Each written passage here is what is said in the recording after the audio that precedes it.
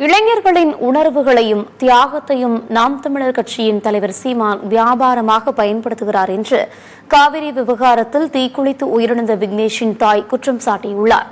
கடந்த 2016ஆம் ஆண்டு செப்டம்பர் 16ஆம் தேதி காவிரி நீர் விவகாரம் தொடர்பாக விக்னேஷ் என்பவர் தீக்குளித்து உயிரிழந்தார். இந்நிலையில் சென்னை சேப்பாக்கத்தில் உள்ள பத்திரிகையாளர் மன்றத்தில் விக்னேஷின் தாய் செண்பகலட்சுமி செய்தியாளர்களை சந்தித்தார். அப்போது பேசிய அவர், தனது மகனின் நினைவு நாளை காவிரி எழுச்சி நாளாக அறிவிக்க வேண்டும் என்று கோரிக்கை விடுத்தார்.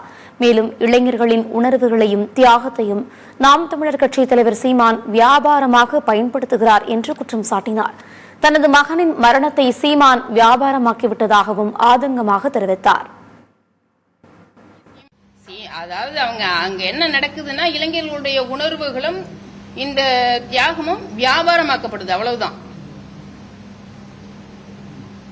அதுல இந்த பிரச்சனையில கயல்விழி நகர்ந்து போக முடியாது. கயல்விழியும் சீமான்ட்டையும் நாங்க நேருக்கு நேர் பேச நான் தயாரா இருக்கிறேன். வேணா அவங்க 2 பேரும் வரட்டும். கயல்விழி எந்த ஒரு பிரசன்ட் கூட அது எனக்கு தெரியாதுன்னு ஒதுங்கவே முடியாது. எங்க வீட்டுக்கு வந்திருக்கு, பேசுனது முடிவு பண்ணது எல்லாமே கயல்விழிக்கு தெரியும். அதனால எனக்கு தெரியாதுன்னு கயல்விழி எல்லாத்தையும் ஒதுங்கின மாதிரி இதுல ஒதுங்கவே முடியாது. அவங்க 2 பேரும் வந்தாங்கன்னா நான் பேச தயாரா இருக்கேன்.